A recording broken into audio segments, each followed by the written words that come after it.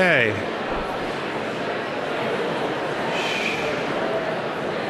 I wonder if I could have your attention, please.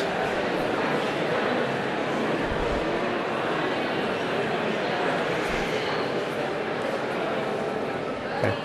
Thank you. Thank you. It's wonderful to see such a crowd. We didn't quite know that we would do this, and we're very happy that we have. So, ladies and gentlemen, good afternoon. Welcome. My name is Kevin Hoover. I'm a member of the Economics and Philosophy departments here at Duke, and it is a really great pleasure to welcome you to this lecture by Professor Amartya Sen. Professor Sen's lecture is the keynote address in a program entitled The Uses of Economics, Past and Future. This program is a celebration of a landmark anniversary. The history of economics, not to be confused with economic history, that is, with the history of the economy, is the study of how economics as a field has developed. The first journal entirely devoted to the history of economics, the journal History of Political Economy, was founded at Duke in 1969, a little over 40 years ago. In part, this celebration marks those 40 years. But 40 years for a journal is hardly a landmark. Many academic journals are vastly older. The Proceedings of the Royal Society, for instance, have been published for more than 300 years. What is a landmark, however, is the fact that History of Political Economy has had the same editor, Professor Crawford Goodwin, for all 40 years. We know of no economics journal, and indeed no one has yet pointed out any academic journal, the editor of which has served such a long and distinguished tenure. So Crawford, would you please stand up and...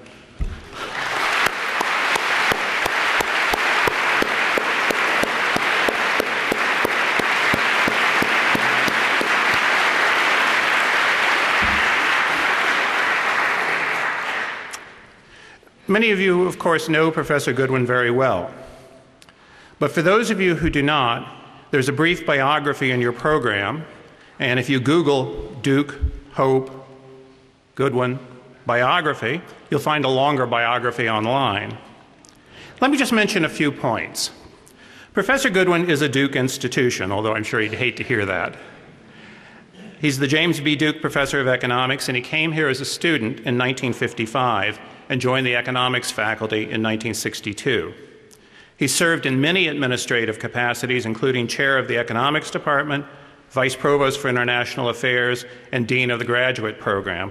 And more relevant for today, working with a variety of colleagues over a long career, he's been the prime mover in the professionalization of the history of economics and in turning Duke into the world's leading center for the study of the history of economics. His extraordinary editorship of History of Political Economy has been a big part of that.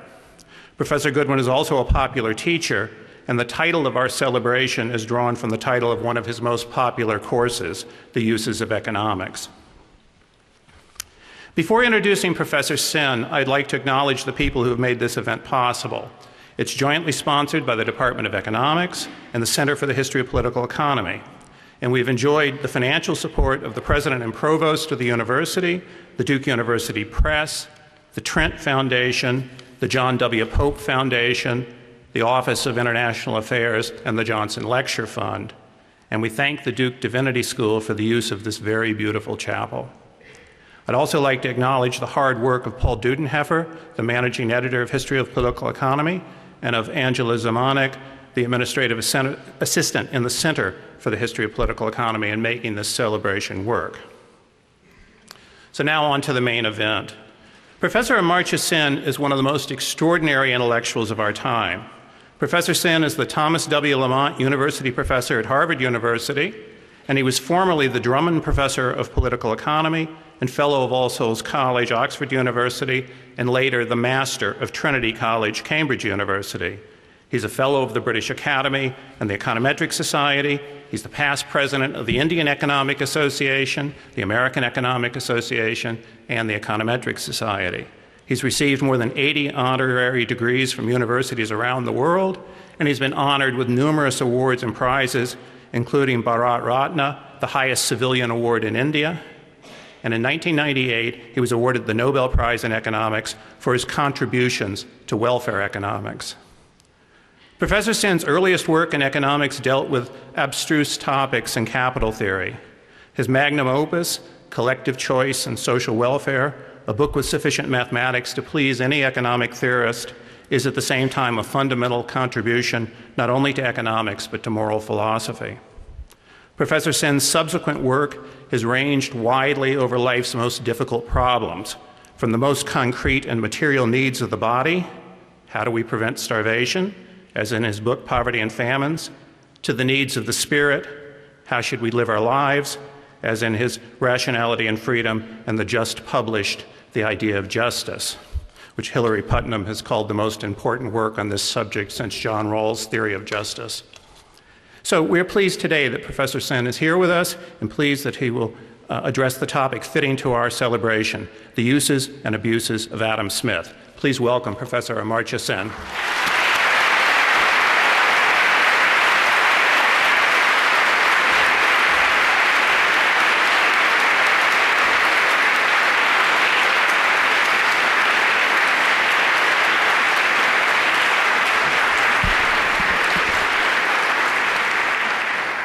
Well, I'm very happy indeed, and feel very privileged to be back at Duke, which I've been visited a number of times, always with very great pleasure.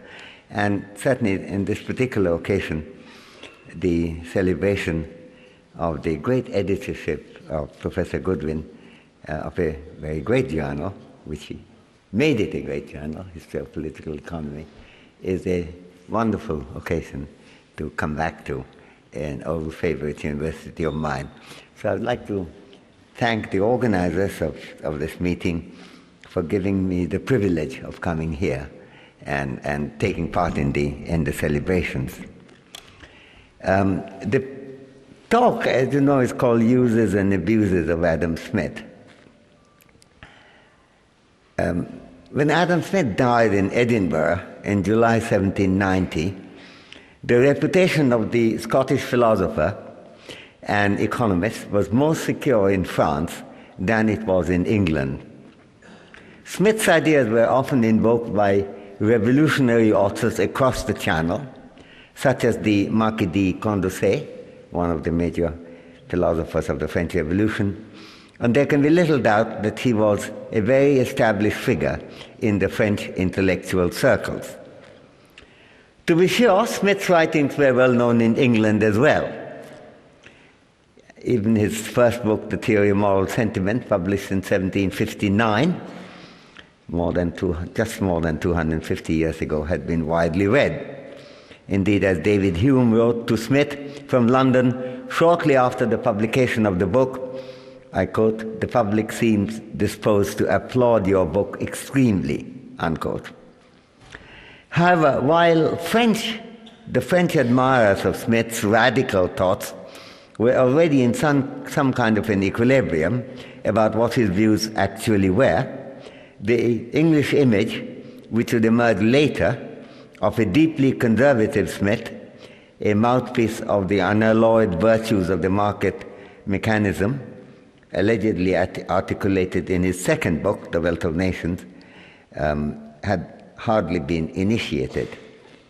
That image would emerge and become the standard view of Smith, from the radical to the conservative Smith, only in the decade following Smith's death. Even in 1787, only 3 years before Smith's death, Jeremy Bentham grumbled about Smith's inability to see all the virtues of the market economy, and took Smith to task in a long letter he wrote to Smith, arguing that Smith should leave the market alone, rather than criticize the market for its inability to control those whom Smith called, quote-unquote, prodigals and, quote-unquote, projectors, and that he should give up supporting state regulation of financial transactions. The debate has a very contemporary ring at that time, and Bentham included it in the second of the two prefaces in his defense of usury, criticizing Smith's inability to understand how the market economy works. Bentham may have missed the force of Smith's reasoning on this subject. Indeed, I believe he certainly did that. But his diagnosis of Smith's skepticism of the market was not mistaken. Before long, however, Smith would emerge in the image in which he is mostly seen in the standard view of Smith today as a political mouthpiece of simple slogans, mostly free market slogans, rather than as one of the finest authors of sophisticated theories of societies and economies, whose skepticism about markets was as firmly based as his insistence on the recognition of those good things that the markets do, and only the markets can do, amidst other features that need to be transcended. What Bentham had failed to do, making Smith an uncomplicated champion of pro-market capitalism through reasoning, would be achieved in the 19th century through faulty analysis of Smith's works and through selective citation, overlooking other parts of Smith's writing. That distorted image of Smith, which has been the source of so much abuse of Smith's ideas, would solidify in the century after Smith's death, that's in the 19th, and it came to be canonized in the 20th century. It remains the standard understanding of Smith today in mainstream economic textbooks and in daily newspapers, despite, I must note, protests from serious Smith scholars, pointing out that that is not indeed a right interpretation. Abusers of Adam Smith are at least as prevalent today as the users of his balanced argument for supporting a society with multiple institutions in the market would play its part, without being hostile to the important roles of other institutions, including those of the state. In Smith's analysis, those other non-market institutions can in turn play their part in, for example, providing public goods like basic education and offering economic support for the poor, in addition to doing something to regulate the market to the extent that it does require regulation. The three alleged quote-unquote lessons that are drawn by the champions of profit-based market capitalism from their reading of Smith are, first, the self-sufficiency and the self-regulatory nature of the market economy, the dominant belief, by the way, that we saw before the crisis hit here in the last couple of years. Second, the adequacy of the profit motive as the basis of rational behavior, so a theory of rationality as self-seeking. And third, the adequacy of self-interest as socially productive behavior, a different question. What is not just what the individual rational, but what is socially needed. In all these respects, the views were attributed that he took the view that the market economy was self-sufficient, self-regulatory, profit-seeking was the only kind of serious rational behavior, and ultimately socially productive. Arguments can, of course, be presented in favor of each of these claims, and there's something to discuss there. And what is important here, in the context of the subject of this lecture, is not so much to note that these arguments are hard to sustain, though I believe that is indeed the case, but to recognize that those arguments are not Smith's. Let me consider each of these wrong attributions in turn. Adam Smith never used the expression capitalism, as far as I have been able to find. But more importantly, there is nothing in his writings that would indicate that he believed in the self-sufficiency of the market economy. It's certainly true that Smith showed the usefulness and dynamism of the market economy in The Wealth of Nations, published in 1776, in a way that had not been done by anyone earlier. And he also showed why and how that dynamism worked. Smith's causal investigation provided an illuminating diagnosis of the rationale of the market economy just when a much extended market system and its evident dynamism were powerfully emerging, and the contribution that the wealth of nations made to the understanding of this part of economics, among others, was absolutely monumental. And that is indeed part of our understanding of the market economy today. Straying from my script, even when Paul Krugman got his Nobel, the importance of integrating the economy of large scale, which was really what his technical work was about, was really an extension of Smith's analysis of that. I mean, there was a lot of technical work that needed to be done, which Krugman did, of course. However, even as the positive contributions of capitalism to the market processes and profit motives were being clarified and explicated, its negative sides were also becoming absolutely clear to Adam Smith himself. Where a number of socialist critics, most notably Karl Marx, would present later on the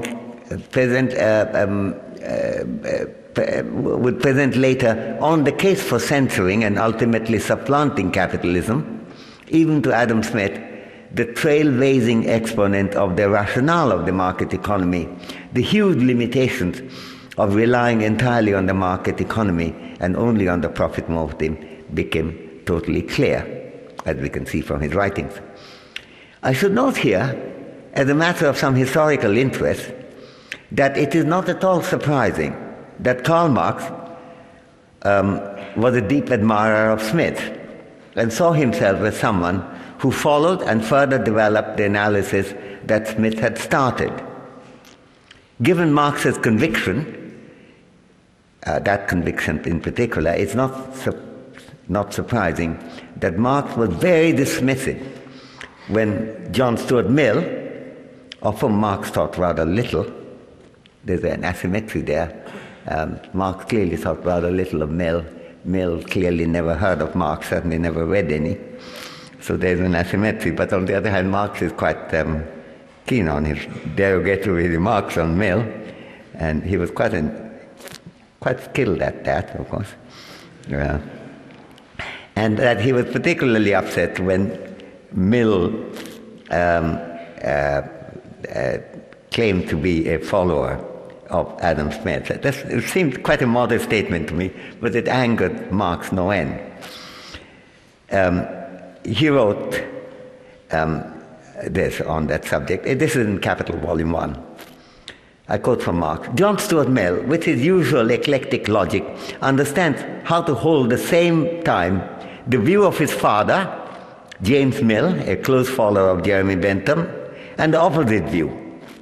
On a comparison of the text of his compendium, Principles of Political Economy, which is prefaced to the first edition, in which Mill announces himself as the Adam Smith of his day, this is a bit of an exaggeration, we do not know whether to admire more the simplicity of this man or that of the public, who took him in good faith for the Adam Smith he announced himself to be.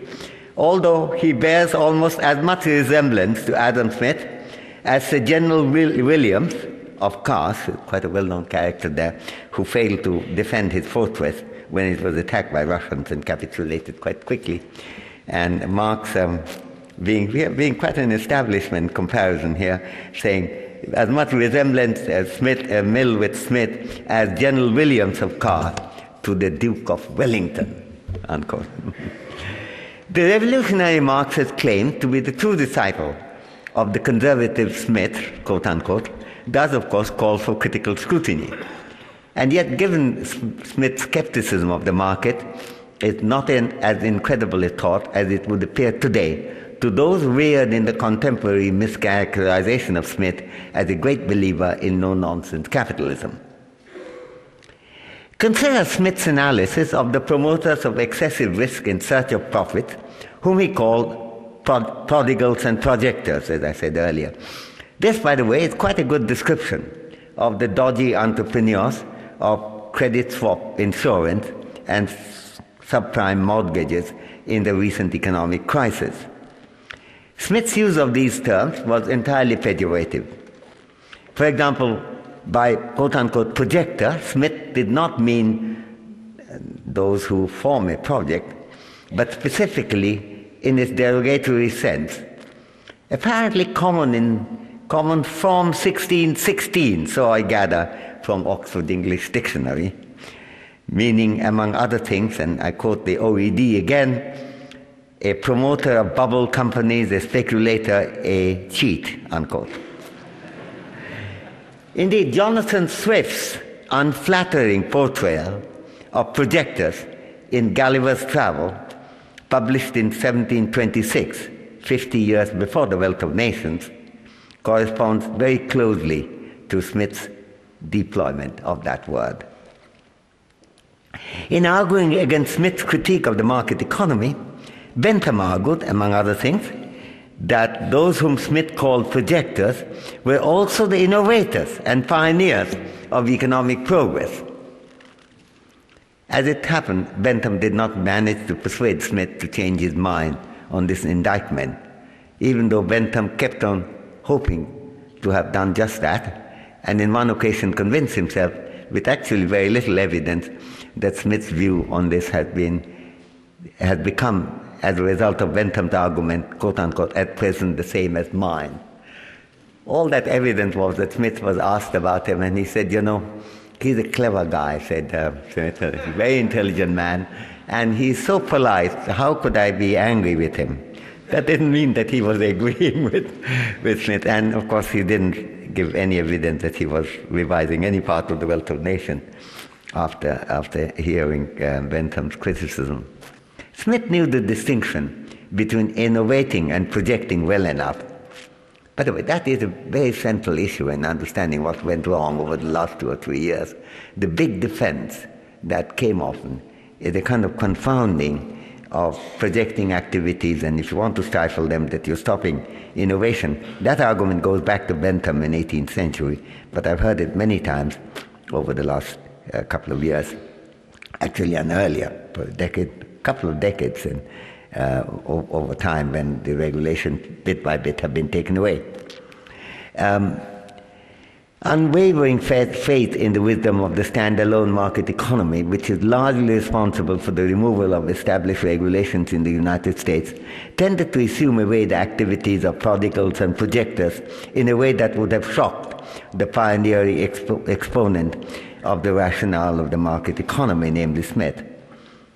Indeed, as Smith warned, relying entirely on an unregulated market economy can wave the way for, I quote from Smith, a great part of the capital of the country being kept out of the hands which were most likely to make a profitable and advantageous use of it, and thrown into those which were most likely to waste and destroy it, unquote.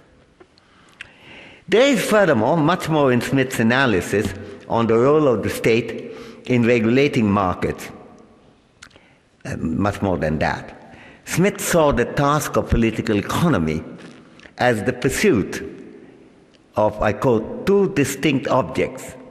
First, to provide a plentiful revenue or subsistence for the people, or more properly, to enable them to provide such revenue or subsistence for themselves.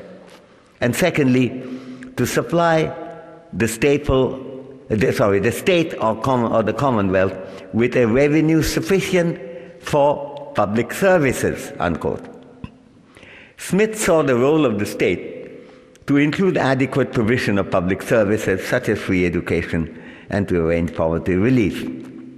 Unlike Malthus, Smith did not reject the rationale of the poor laws. Rather, he thought the poor laws needed reform, in particular through allowing greater freedom, particularly of locational movement, for the indigent who received support than the rather punitive poor laws provided. Going beyond his investigation of the demands of a well-functioning market system, Smith was deeply concerned about the inequality and poverty that might survive in an otherwise successful market economy. Indeed, even in dealing with regulations, in supporting some regulation and not others, that restrain markets, Smith saw the case for intervention in the interests of the poor and the underdogs of society.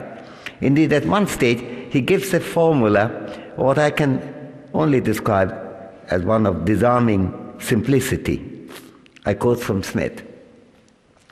When the regulation is in favor of the workman, it's always just and equitable. But it is otherwise when it is in favor of the masters, unquote.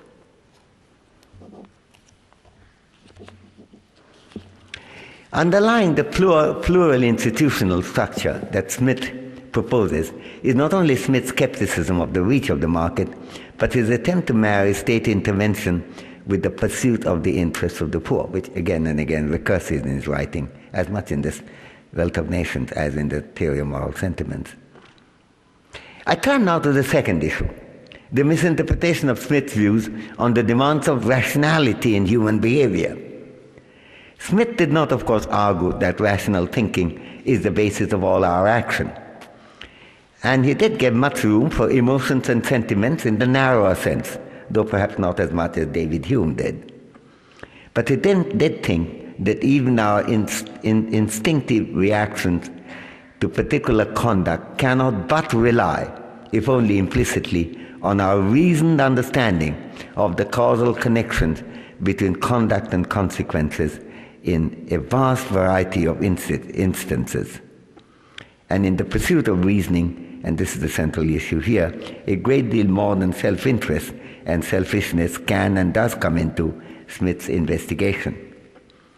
Misinterpretation of Smith's analysis of reason for action has been a rampant feature of 20th century economics. The distorted standard view of Smith has been powerfully promoted by many writers who constantly invoke Smith to support their belief in the unique rationality of the profit motive. A great many economists were, and still some are, evidently quite enchanted by something that has come to be called, quote-unquote, the rational choice theory, in which rationality is identified with intelligently pursuing one's self-interest. If you do something for anyone else, this can be rational in this theory only if you get something, if not directly, indirectly, from it yourself. Following that odd, alienating presumption of modern economics, the alleged view of Smith, even though entirely implanted, have invaded neighboring disciplines as well, and a whole generation of rational choice political analysts and of experts in so-called law and economics have been cheerfully practicing the same narrow art. There's no room in this as if Smith for generosity or social commitment or public spirit, values the reasonable of which Smith discussed in very great length in the Theory of Moral Sentiment. I should mention that the moral sentiment, I was privileged to write an introduction, longish introduction discussing Smith's views, which came out in the anniversary edition, 250th year, 2009, compared with 1759, and it's published by Penguin, and I go into these questions in greater detail than obviously I can here. The theory of, I cannot help saying, quoting myself here, because I like it, though it's not a new thing. As I have argued elsewhere, I confess that while some men are born small and achieve smallness, it's clear that Adam Smith has had much smallness thrust upon him. The Theory of Moral Sentiment opens, in fact, with the following sentence, very first sentence. How selfish soever man may be supposed, there are evidently some principles in his nature which interest him in the fortunes of others and render their happiness necessary to him, though he derives nothing from it except the pleasure of seeing it, unquote. I often grumble that economists don't read seriously, but it is quite interesting that it is not only the first chapter, first page, but even the very first sentence of the Theory of Moral Sentiment. Smith's analysis is further developed as the book proceeds, and he makes particular use of his thought experiment of the quote-unquote impartial spectator as a device for reasoned self-scrutiny, of which he thought reasoning human beings are perfectly capable. As Smith put it, I quote from Smith, We can never survey our own sentiments and motives. We can never form any judgment concerning them unless we remove ourselves, as it were, from our natural station and endeavor to view them as at a certain distance from us. But we can do this in no other way than by endeavoring to view them with the eyes of other people, or as other people are likely to view them, unquote.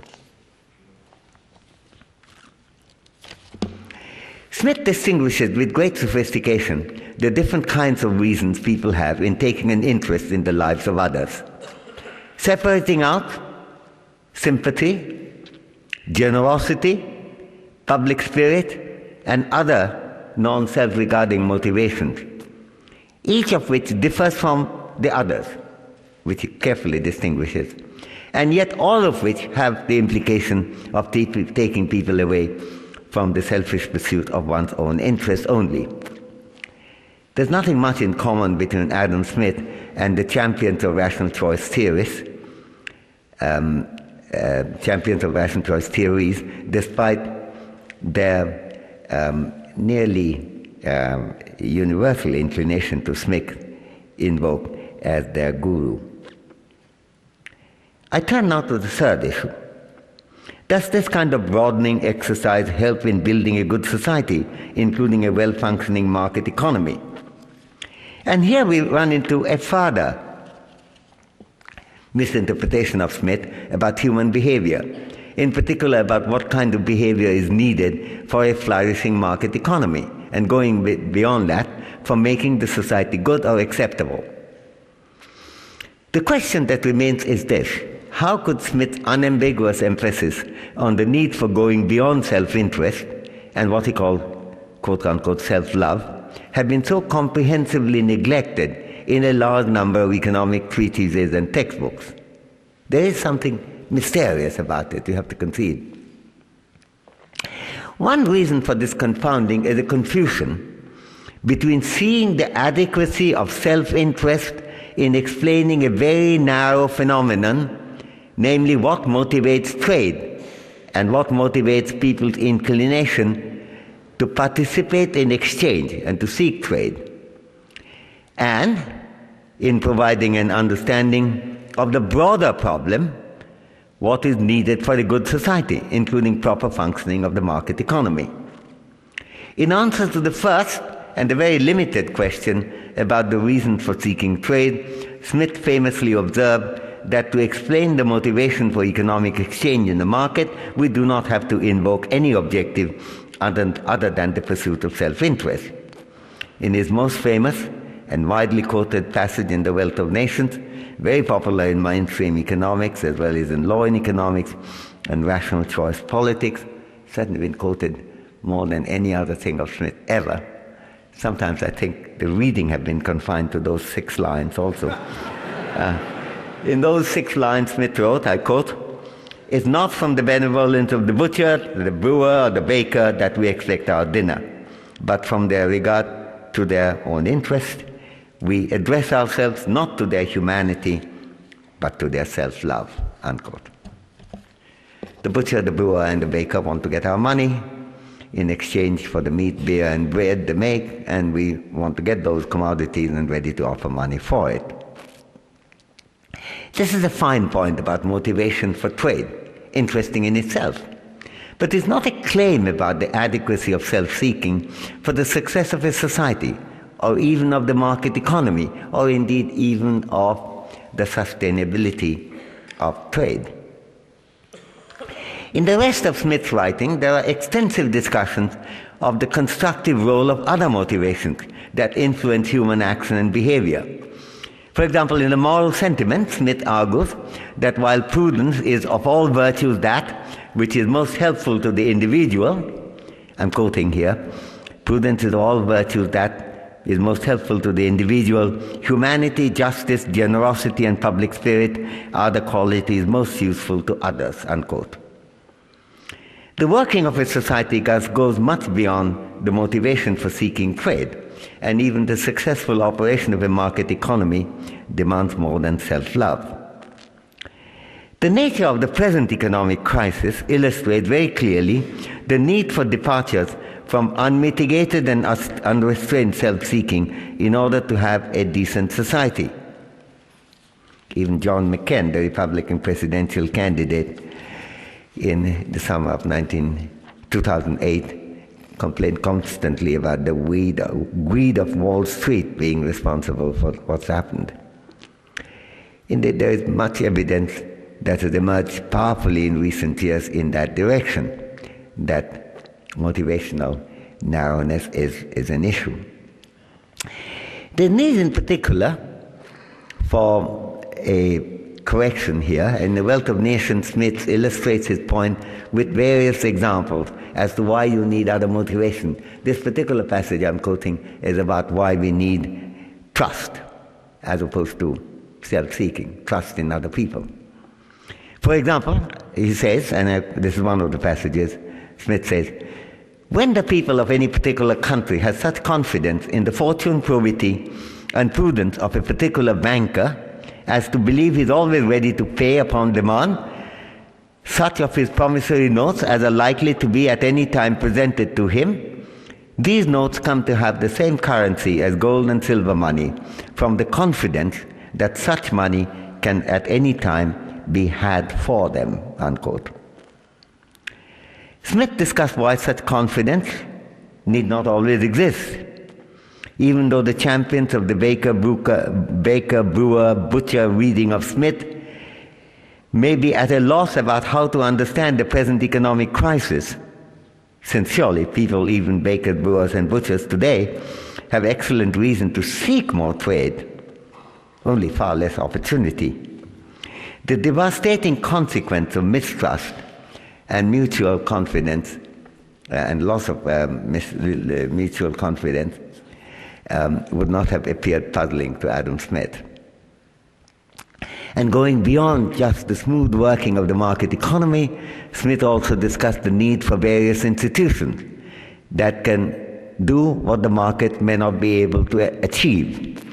He was deeply concerned about the incidence of poverty, illiteracy, relative deprivation that might remain despite a properly functioning market economy. And our determination to do something about these failures demands more than the pursuit of self-interest. I turn finally to a particular use of, I've been discussing abuses so far, but I now want to talk about a particular use of Smith's reasoning that has been, I believe, unfairly neglected in the literature of moral and political philosophy. The relevance of Smith's ideas for the theory of justice, I've argued in a recent book, The Idea of Justice, to which the chair kindly referred, goes well beyond the model of social contract, pioneered by Thomas Hobbes in the 17th century, which lies today behind most of the mainstream theories of justice in contemporary philosophy, including the dominant contributions of John Rawls to what he calls justice as fairness. Indeed, even though the theories of justice and Rawls and Nozick and Dworkin differ, they share the same social contract basis. Unlike the social contract approach, Smith did not concentrate on defining quote-unquote just institutions, but paid extensive attention to the removal of injustice in the lives that people are actually able to lead, influenced by institutions, actual behavior, and other factors. Furthermore, unlike the contractarian theories of justice, Smith's attention is not confined only to what happens within a sovereign state, and it extends to global concerns. Adam Smith's invoking of the impartial spectator, to which I referred earlier, accommodates views coming from far as well as near, and this differs substantially from the admissible points of view on which social contract theories tend to concentrate, to wit the views of the people within a polity, within a sovereign state, in which the contract is being made. And indeed there are writings even from my friend Thomas Nagel as to why global justice ends up being a chimera, because you need a sovereign state, and therefore as it exists only in nation states, and there's no global state now. And that differs of course sharply from Smith's view. Even though in Rawls's discussion of moral reasoning, particularly for what he calls a reflective equilibrium, distant perspectives can be invoked. In his structured theory of justice as fairness, the relevant points of view are only those of the people in the society in which the so-called original position is being contemplated. He leaves, therefore, the role of what we do to others outside our borders to humanitarianism rather than demands of justice. Smith's device of the impartial spectator leans towards an open impartiality, being open to views to people of everywhere in the world, in contrast with what can be called closed impartiality of the social contract tradition, which is confinement to the views of the parties to the social contract in a sovereign state, and therefore only to fellow citizens of that particular sovereign state. Rawls's focus in his beautifully developed and yet limited, as I'm arguing, approach of justice as fairness is on removing biases of a kind that is related to vested interests and personal slants within a given society. And it abstracts from invoking the scrutiny, in Smith's language, I quote, the eyes of the rest of mankind, unquote. Something more than an identity blackout within the confines of the local focal group would be needed to address what is left out. And Smith's impartial spectator is a very effective way of meeting just that need. There are in fact two principal grounds for requiring that the encounter of public reasoning about justice should go beyond boundaries of a state or a region, and these are based respectively on, one, the relevance of other people's interests, far away from as well as near a given society, for the sake of preventing unfairness to others who are not a party to the social contract for the society, but whose lives are affected by our actions. And two, the pertinence of other people's perspectives to broaden our own investigation of relevant principles for the sake of avoiding under-scrutinized parochialism of values and presumptions in the local community. The first ground, related to the interdependence of interests, motivated Adam Smith to chastise the injustice of slavery anywhere in the world. Adam Smith made good use of the reach of global reasoning in many other economic analysis he takes up of diagnosable injustice across the world in each of his books. For example, the misdeeds of early British rule in India, including the disastrous famine of 1770, engaged Smith greatly in the wealth of nations.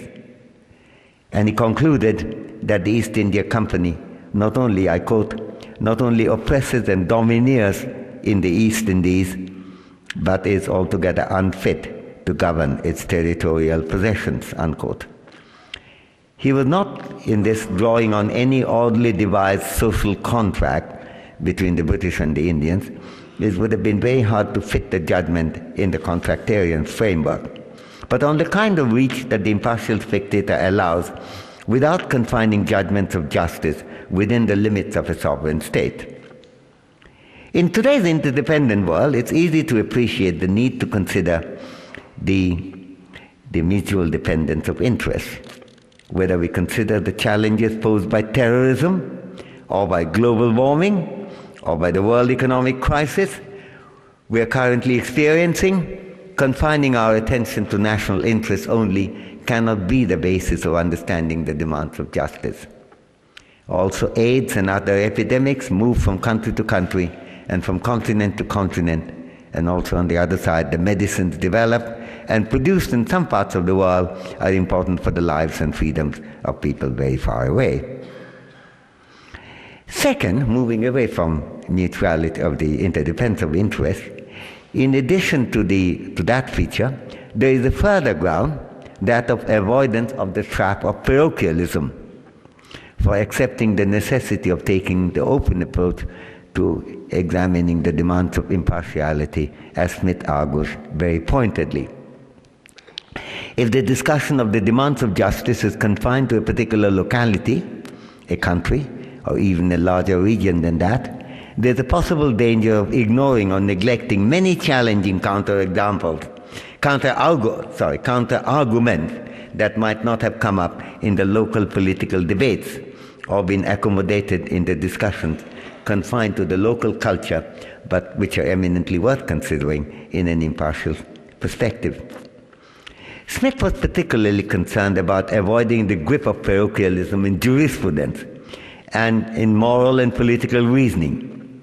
In a chapter entitled, I quote, and it's a revealing title, on the influence of custom and fashion upon the sentiment of moral approbation and disapprobation, unquote, in the theory of moral sentiments, Smith gives various examples of how discussions confined within a given society can easily be fatally limited by parochial understanding. He notes, for example, the fact that I quote, the murder of newborn infants was a practice allowed of in almost all the states of ancient Greece, even among the polite and civilized Athenians. Even Plato and Aristotle supported this practice. Smith goes on to argue that, I quote, uninterrupted custom had by this time so thoroughly authorized the practice that not only the loose maxims of the world tolerated this barbarous prerogative, but even the doctrine of philosophers, which ought to have been more just and accurate, was led away by the established custom, and upon this, as upon many other occasions, instead of censoring, supported the horrible abuse by far-fetched considerations of public utility, unquote. Scrutiny from a distance may be useful for practices as different as the stoning of adulterous women in Taliban's Afghanistan, selective abortion of female fetuses in China, Korea, and parts of India, and plentiful use of capital punishment in China, or for that matter, in the United States. It's interesting that in the comparison, if we make of 2008 data, I don't have the 2009 yet, that United States comes immediately after China, which is top executor, Iran, and Saudi Arabia. The relevance of distant perspective also has a clear bearing on some current debates in the United States. For example, that in the US Supreme Court not long ago on the appropriateness of the death sentence for crimes committed in a person's juvenile years. The question was whether you wait for him to become adult and then you execute him. The demands of justice being seen to be done, even in a country like the United States, cannot entirely neglect the understanding that may be generated by asking questions about how the problem is assessed in other countries in the world, from Europe and Brazil to Japan and India. There is an issue of jurisprudence involved here, and I'm privileged to give, actually in May, the Herbert Hart lecture in the law faculty in Oxford, where I want to go into that question a bit more. And even the claim of the argument of those who take the intent of the Constitution is what matters, not subsequent thought. We have to bear in mind how steeped in European thought the framers of the American Constitution were at that time, Jefferson and so on, were deeply involved in that subject. To say that, therefore, you could interpret it without seeing how these views have been interpreted in the rest of the world would seem to me to leave something really serious out. The majority judgment of the court in that particular case of crime committed in juvenile years actually ruled against the use of death sentence, very narrowly by 5-4 majority. But there's every reason to think that the verdict would have been very different today, since the composition of the Supreme Court has changed, and the new Chief Justice Roberts has made clear that he would have sided with what had been the minority, and that more generally American judges should not be influenced by arguments presented and judgments made elsewhere, unquote. Outside judgments really dismissible. In denying the appropriateness of capital punishment in this case, the majority of the Supreme Court did not simply, quote unquote, defer to like-minded foreigners, as Justice Scalia, who was against the majority verdict suggested. Scrutiny from a distance can be an essential part of reasoning about jurisprudence, as Adam Smith analyzed, in order to arrive at grounded but non-parochial judgments, taking note of questions and arguments that considerations of non-local perspectives can help to bring to focus. To avoid a misunderstanding, I'm not saying that you take the decisions taken elsewhere as something to emulate. You may decide to reject every one of them. It's a question of whether you consider those arguments or not, even though they have been outside the soil. As it happened, in public debate, the United States is quite open-minded in arguments coming from elsewhere. And if I may take the liberty of saying, I've been willing to listen from a whole variety of foreign-born people, from Jesus Christ to Mahatma Gandhi. It's only in the court we have a problem in dealing with that. I must stop here. I've argued that while the uses, indeed appropriate uses, of Smith's ideas are quite widespread and have certainly enriched the understanding of economics in particular and the social sciences in general, there are still things to be done. First, along with appropriate uses of Smith, there are also a great many abuses that have not only led to misunderstanding of what the founders of modern economics really said, the founder of modern economics really said, but have also helped to confound contemporary economic analysis in the way that I've discussed, with far-reaching consequences even today, indeed very strongly today. This does need serious rectification. Second, I've also argued that there are additional uses to which Smith's ideas can be put that have been unduly neglected in the world of knowledge and understanding, particularly in political, moral, and legal philosophy.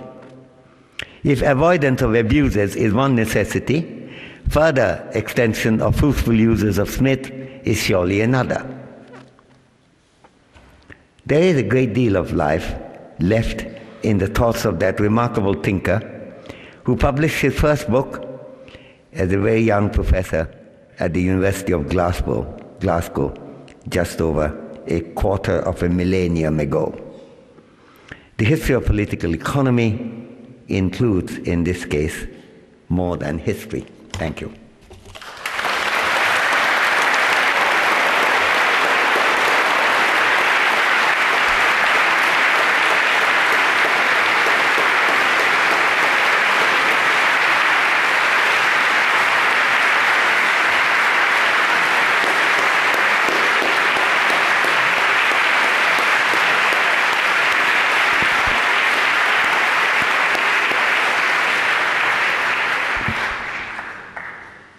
Is this mic live? Yes. Okay. Professor Sen, talked about listening to other people's views, and when I asked him whether he would take questions, he told me that that was actually one of his delights, to hear what people came up with and to sometimes be surprised by them. So we do have time for a small number of questions, and if somebody just want to indicate that you have a question to ask. Since we don't have a mic out there, try to be loud and clear.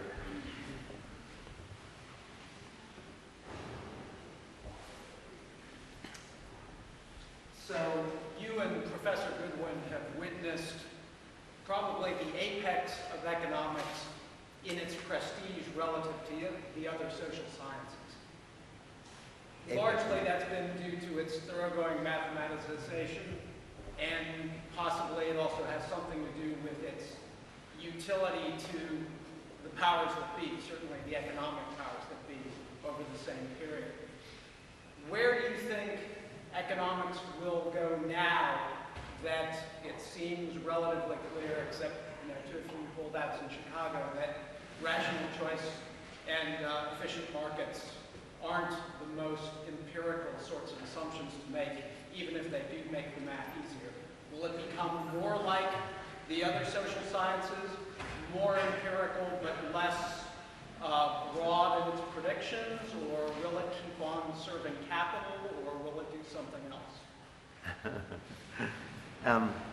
I have to walk around a bit because I've got metal knees, and They're very friendly to walking, but they're very unfriendly to standing stationary for some reason, which I have not been able to figure out why. But it's a very good question. But let me say, first of all, I don't know where economics would go. And economics has never spoken in one voice anyway. I was criticizing, I did say there have been a lot of great uses of Smith. The fact that they're abusive doesn't rule that out. And certainly, you mentioned Chicago, and Chicago certainly has been a dominant influence, and I think that is probably likely to become less so. And with that particular view, Chicago also had many other, I think after all, if you read the founder of the Chicago School, namely Frank Knight, many of the arguments I presented today would not have come as a surprise to Frank Knight at all.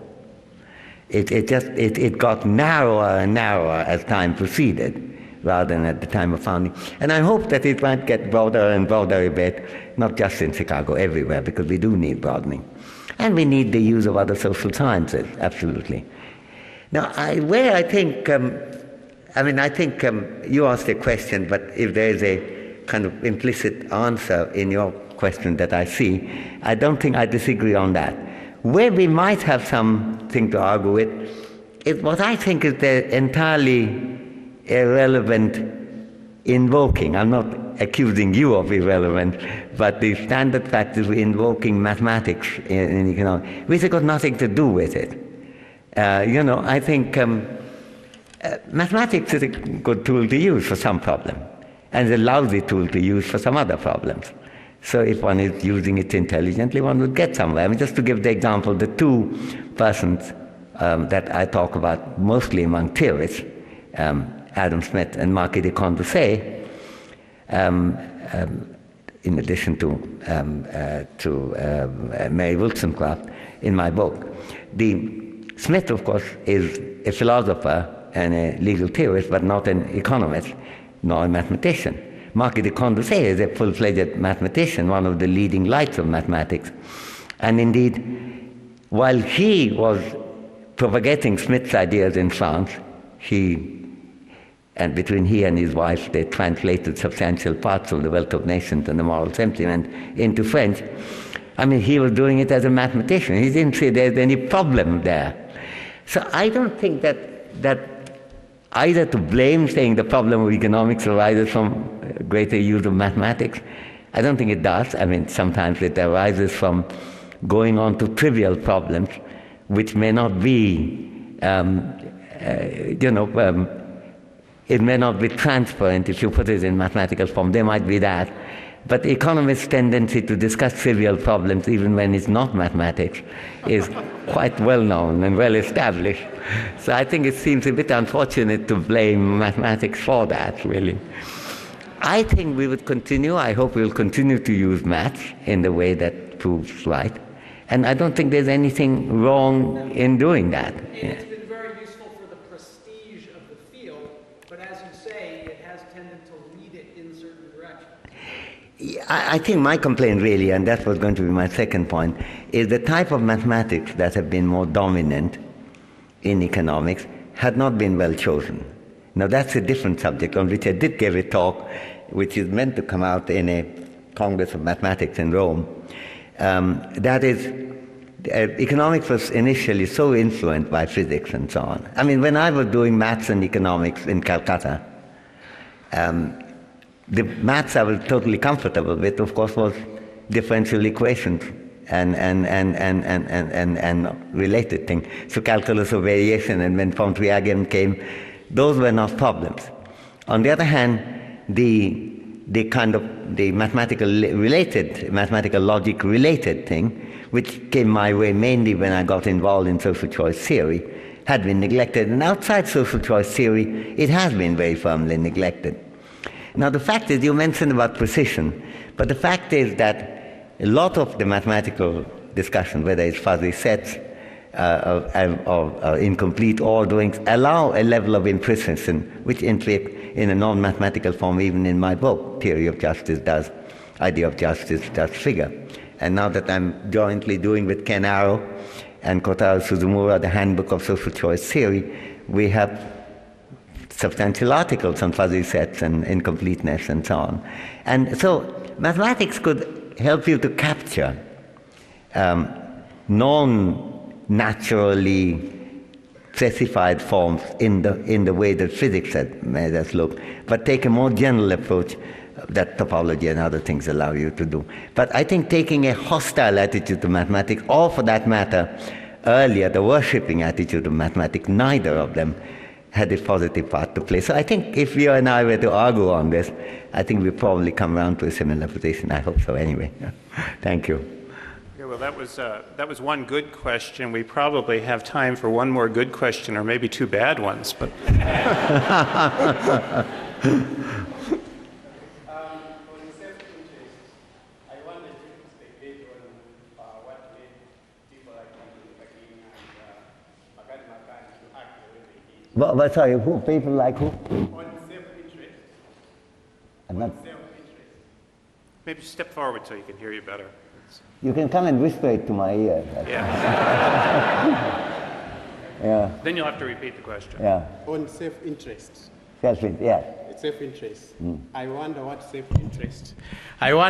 self-interest drove people like Martin Luther King and Mahatma Gandhi to act the way they did, and also why people today we are worried with global warming if we always act on self-interest.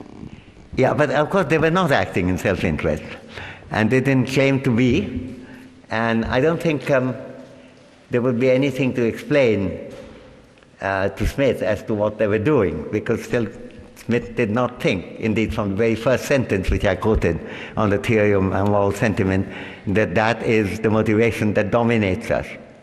So there will be no difficulty in answering or understanding why Mandela or Martin Luther King did what they did. I think the problem is for rational choice theory, but that's not Smith's problem, okay? Okay, so one final question right here.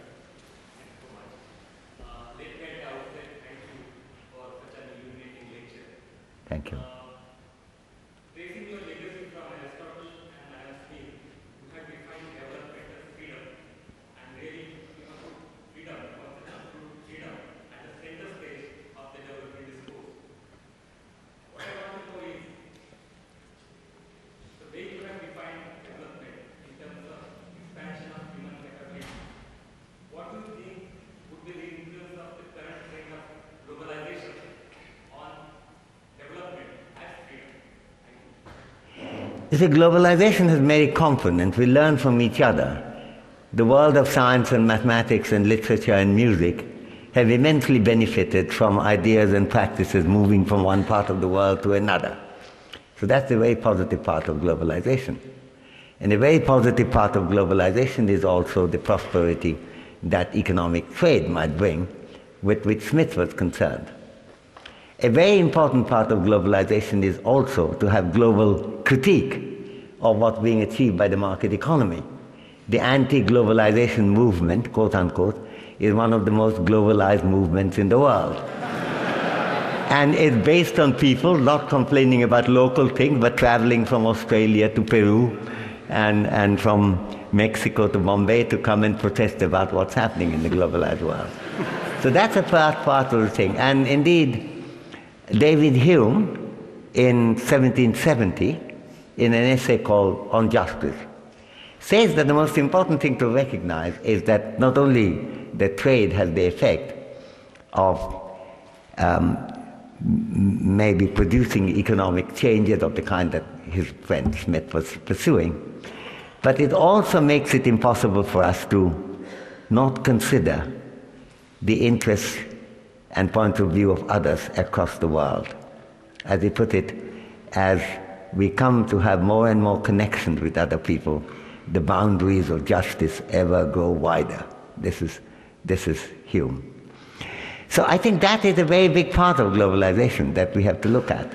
And that's also the reason, for which I do discuss in my book, since Martin Luther King had come up earlier, when he says injustice, lack of justice anywhere in the world is injustice everywhere in the world. It's exactly the same point that David Hume is making. That is a point about the pro-globalization point, globalization of ideas, critique, understanding. The world has been influenced by Martin Luther King, by Mandela, by Gandhi, and many others. But those are matters that would not have been possible but for our contact with each other and so on. So I'm going to emphasize that. Now, globalization, if it goes with inequality, then you have to address where the problem is, not with globalization, but with inequality. And you have to ask how you could change that. This is exactly like the national question, as Smith is saying. One of his most interesting passages is about the division of labor. He points out first why division of labor in economy of large scale is the reason for trade and the prosperity that's coming to the world. And then he proceeds to say, however, we have to bear this in mind, that it generates a world in which you may be engaged in doing exactly the same thing over and over again, tightening the same screw, in a way that Charlie Chaplin would make clear in modern times, many hundred years after Smith. And so he mentions also how it discusses class division. I was mentioning there about the interest of Marx in Smith, but one of the ones which is a very extraordinarily important passage, which I do quote in my introduction to the theory of moral sentiments, is saying that why is it that some people seem intellectually inclined and not others, and why are the intellectually inclined people are often from well-off families? Now he rejects the hypothesis, this is the part of Smith which is not often recognized, that people are born with intrinsic differences. In fact, Smith was a nurturist of a vulgar kind. He believed that everyone is pretty much born with the same talents. And if you watch them, he says, in the very early days as an infant, very early days, you would not see any difference. But gradually, different upbringing, different schooling, different opportunities differentiate them. And then for the poor, the misfortune, the workman, as he put it, the misfortune is that they get very bad opportunity of education at home because they're continuing the tradition of neglect from which the family suffers, very bad schooling. And then they're working in the division of labor way into a kind of soul-breaking work, while others have an opportunity during their work to reflect on how to cultivate their minds and so on. It's a very interesting discussion of Smith. So what he's pointing out is that you don't say that therefore division of labor is wrong. He's saying it generates a problem. You have to recognize it. The same thing as I was trying to argue. He's saying not that market economy is wrong, but it generates the problem. How do you deal with it? That's the Smithian problematic throughout. And it relates to that question, that to say you don't have to be anti-market or pro-market, anti-division of labor, pro-division, anti-globalization, pro-globalization. You have to see what the good points are, what the bad points are, and in an intelligent, rational way to proceed what you can do about the bad points and how you might be able to discuss that. And if there's anything I was going to predict about the future of economics, I would like it to go in that Smithian direction, not just a particular view of Smith. What? A normative statement rather than positive. Yeah. Oh, totally normative. I'm most comfortable with them, I might say. Yeah. Thank you. Okay. Well, it's with a lot of regret that I'm going to have to cut the conversation off here, but I would like to thank you all for coming and giving our celebration a rousing start, and let us again thank Professor Sen for his talk.